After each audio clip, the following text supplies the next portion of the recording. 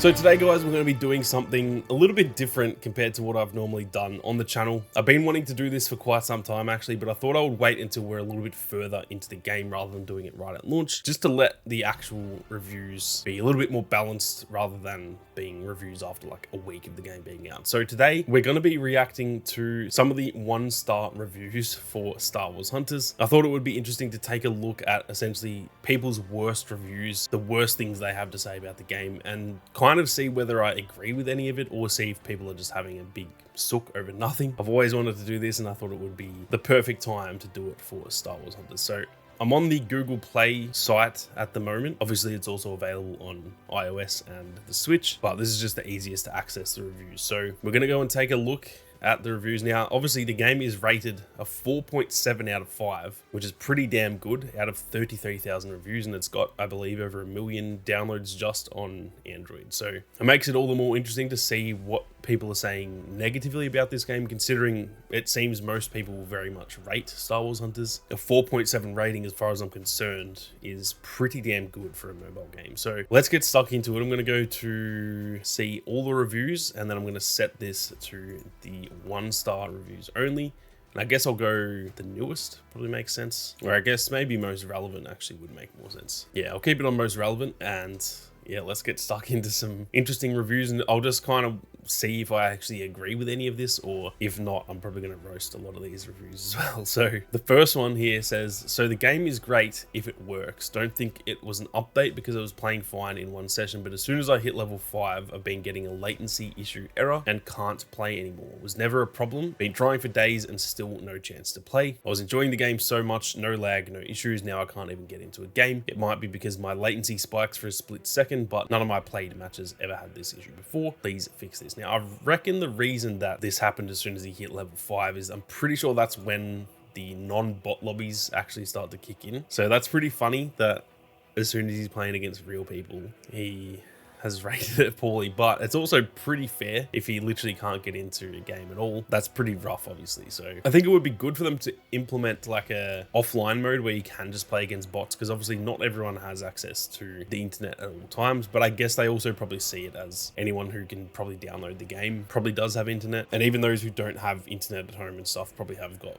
mobile data. So I can understand both sides of it, but it is pretty rough for this dude if he legitimately can't get into a game. That's actually a fair enough review, so I don't really disagree with anything he said there. That obviously sounds like a pretty bad case. So yeah, probably not the best one to look at because that is a legitimate actual concern. Hopefully that lad gets it fixed, but yeah, that is definitely pretty rough. Now the next one says there should be a report option for people who stand still not playing the game in ranked matches. So fun losing ranked matches because it's 2 or 3 versus 4. When a match ends, it takes way too long for the end match stuff to wrap up. I have to wait several seconds just to hit continue at the end of a match. When the match is over, hurry up so I can start another match, not waste 3 minutes of my life watching stupid stats go up a few points. Now, considering he was talking about ranked here, I actually think this man's just having a bit of a sook about not being able to immediately get into another lobby. It really does not take that long. As far as I'm concerned, it takes like 20 seconds at most to get from the very end of a game to get through all of your unlocks and stuff like that and get back to the main menu. What I will say is searching for a new game obviously adds to that as well.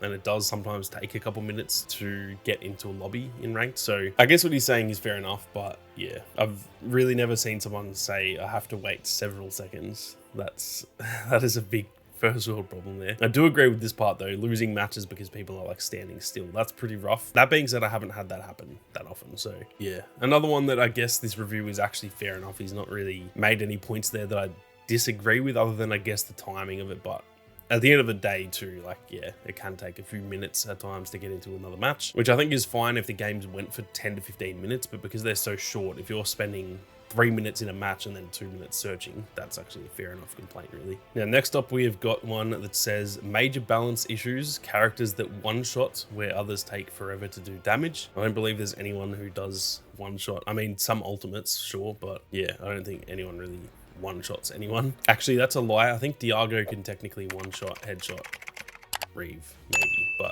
pretty wild thing to say considering that is like such a rare thing to happen. Clumsy controls, I also disagree with that. I feel like the game actually controls really well, better than I thought it would on a controller. It does genuinely feel like a console game to me in that sense. Pay to win with characters that are overpowered. It is just, again, not true at all. The only sense of pay to win that you could say is that you have to currently anyway, or at least at the start of season 2, it's no longer like that with Arental. But Arental, technically, you have to pay to get him initially, but he's the furthest thing from overpowered. He's definitely not one of the best hunters in the game. So yeah, not sure.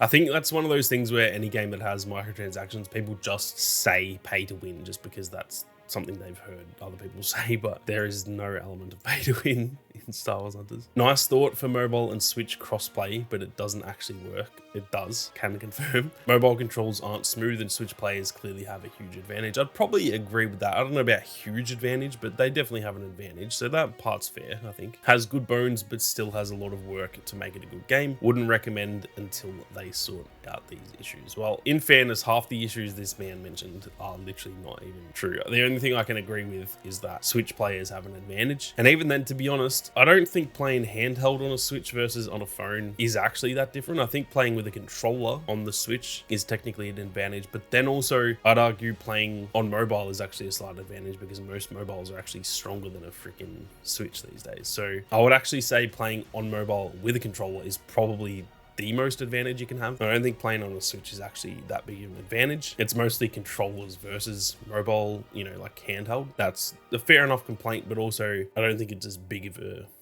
advantages he's making it out to be. And then yeah, all the pay to win. this is the type of review I was kind of hoping to get in here, complaining about stuff that isn't actually legitimate, like the pay to win stuff, the major balance issues. I disagree with that as well. There are definitely some balance issues, but for the most part it's actually a pretty damn well balanced game. Maybe in terms of team composition, it can be a little bit unbalanced. If one team has the best team composition you can have and the other team has just a bunch of random hunters, then maybe that's a little bit unbalanced, but everyone is able to choose anyone that they want. So this one I find to be pretty funny, and this is the this is the type of review I was actually expecting to see, with a bunch of stuff that is actually just essentially not true. Now this is what I was hoping to get. This is what I was hoping to get. As of right now, the game is pretty terrible. Credits mean almost nothing. There's all of 3 items you can buy with them and no loot boxes you can get. So sounds like he wants loot boxes, which is like the one thing people have not wanted in a Star Wars game ever, especially after Battlefront 2. I kind of get this part where credits obviously don't mean as much as crystals. It's a freaking free mobile game. They need to make their money. The fact they even have a way for us to get free stuff in the store, I think is actually really good, even though there isn't much to buy. But that's kind of the point. Most of it needs to be bought with real money so they can make their money. But then they're also kind of like, hey, but while you're paying for this other stuff, here's some free stuff you can get as well. I actually think it's completely fair. I don't know why it's like people expect everything in the game to be free. That would make $0 for the company and then the game will get shut down. So I don't know what people expect there personally, but I thought that was pretty funny. And then yeah, man wants loot boxes apparently. That's a wild take. I've not seen anyone say that in a long time. Character progression is slow and arduous. There's the whole Disney woke aspect, which is just kind of annoying. Does every human have to be black female? There is quite literally one black female in the game, which is Amara Vex. I could be wrong. Is there more? No, there's literally one. What the fuck? What the hell kind of... Oh man, some of these people. So yeah, apparently the games work because one character is black female. There's massive delay on gunfire. Characters feel like they're moving through molasses when you control them, which that's a fair point. That's the one thing he said that I would maybe agree with, is the movement's pretty slow, but it's not meant to be some fucking Call of Duty like slide cancel around corners and stuff. That's not what it's meant to be. And some characters are blatantly broken. I would disagree with that. I don't think any Scorer and Sentinel are definitely like the best in the game, but they're not like broken to the point where if you pick them you're guaranteed to do well. So yeah, this is the best one I've seen so far. This part is the best. Please correct me if I'm wrong. Amara Vex is the only black female in the game, is she not? No one else. Yeah. In fact, she's the only black character, let alone black female. So I think this is just one of the most absurd things I've seen, to be honest. But I don't think there's much going on in old Dean Daniels' brain, unfortunately. So yeah, this is this is the type of review I was hoping to see in here. Now this one's kind of confusing. Bro gave it a 1-star review, but he says, great game, fantastic and fabulous. Needs report function from the absolute stupidity and cluelessness of players that have no business in Kyber League, carried with no knowledge on how basic across the board game modes such as King of the Hill, Capture the Flag, holding onto something, contesting to keep from scoring works. If I derank from Kyber due to this, I will uninstall and kiss my investments goodbye, putting them on hold until as well. Been screenshotting everything. How is that a 1-star review? Man is just essentially getting slapped up in ranked by the sounds of it. Meanwhile, he's in Kyber, so he's made it all the way to the top rank, but then now that he's losing in Kyber, he's essentially saying it's a 1-star game. that's a little bit rough.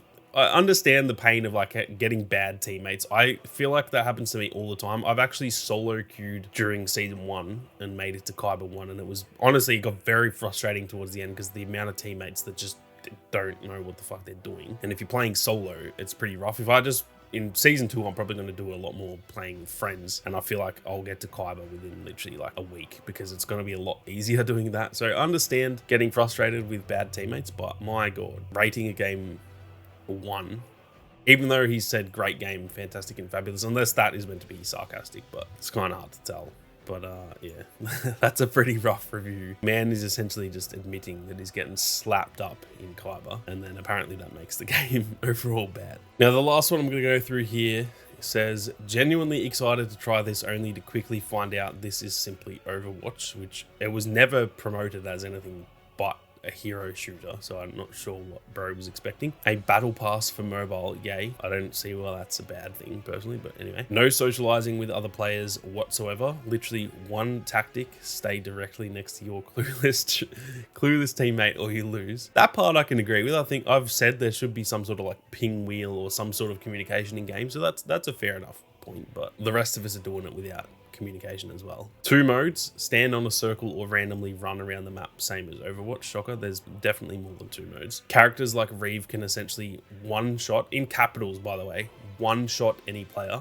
Absolutely incorrect. That is just not even remotely true. While other characters get a tiny dart gun where you could fire a dozen rounds into their back without a kill. The dart gun, the only character with a dart gun is Scorer, who is quite literally the best hunter in the game. So I don't know if bro just played one single match and someone on the other team was playing as Reeve and just fucking deleted him all game long, and he was playing as Scorer and just was shit. I don't know, but this one is another wild one. Like I said, this part here, I actually understand that. I think there should be a bit more communication and stuff in the game, but yeah, everything else was like factually wrong. There's more than 2 modes. Reeve can't one-shot anyone. If he's talking about Scorer's the best. You could fire a dozen rounds into their back. Funnily enough, Scorer can actually kill Reeve faster than Reeve can kill Scorer. So yeah, not sure what this dude's smoking, but like I said, I don't think that much thought goes into a lot of these reviews. But that is going to do it for this one, guys. I thought that was